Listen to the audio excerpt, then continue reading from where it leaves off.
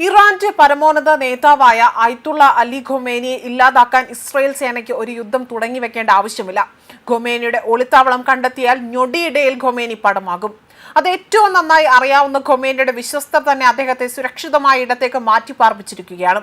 യുദ്ധം നടക്കാനാണ്, അല്ലെങ്കിൽ ആ ഒരു യുദ്ധം നടക്കുന്ന സമയത്ത് ഇസ്രായേലിന്റെ മിസൈലുകൾ അതിനെ പേടിച്ചുകൊണ്ട് US-ന്റെ B-2 ബോംബറുകളെ അടക്കം പേടിച്ച് ഖൊമേനി ജീവനും കയ്യിൽ പിടിച്ച് ബങ്കറിലേക്ക് ഓടിത്തള്ളുകയായിരുന്നു. കൂടെ നിന്നവരെ എല്ലാം ഇസ്രായേൽ കൊലപ്പെടുത്തി. ഇതോടെ ഖൊമേനിയുടെ തല ഭ്രാന്ത് പിടിച്ച് അല്ലെങ്കിൽ മറ്റൊരു മാനസിക അവസ്ഥയിലേക്ക് അദ്ദേഹം എത്തിച്ചേരുകയായിരുന്നു.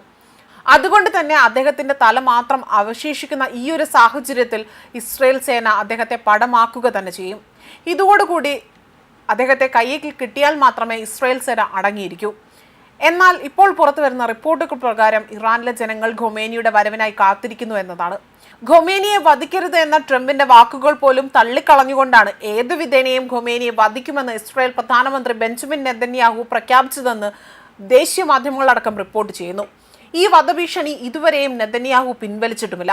ഇസ്രായേലിന്റെ ഉള്ളിൽ കടന്നുകയറിയ 9ഓളം ആണവ ശാസ്ത്രജ്ഞരെയും നിരവധി സൈനിക മേധാവികളെയും വധിച്ച ഇസ്രായേലിന്റെ രഹസ്യ ഏജന്റുമാരായ മൊസാദ് ഏത് നിമിഷവും ഈ ലക്ഷ്യം കൈവരിച്ചേക്കാമെന്ന ആശങ്കയും ഇപ്പോൾ നിലനിൽക്കുകയാണ്.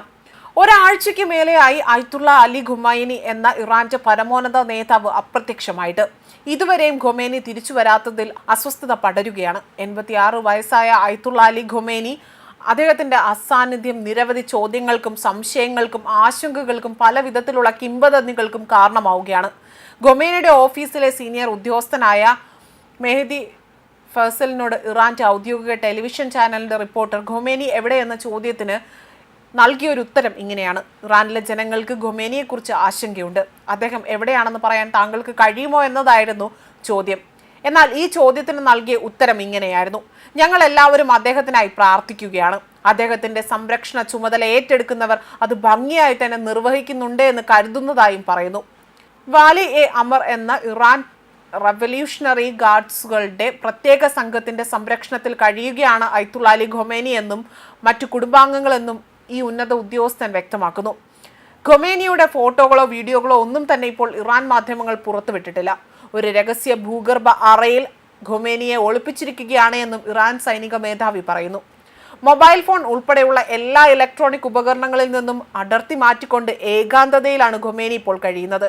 കാരണം ഇത്തരം ഇലക്ട്രോണിക് ഉപകരണങ്ങളിൽ നിന്നും ആ ഒരു ഉപഗ്രഹം വഴി ലൊക്കേഷൻ കണ്ടെത്താനും ഇസ്രായേലിന് അവരുടെ ശത്രുവിനെ വധിക്കുവാനും കൂടുതൽ സഹായകരമാകും എന്ന വിലയിരുത്തൽ കൊണ്ടാണ് ഇലക്ട്രോണിക് ഉപകരണങ്ങൾ പോലും വിച്ഛേദിക്കപ്പെട്ടിരിക്കുന്നതെന്നും അവർ പറയുന്നു.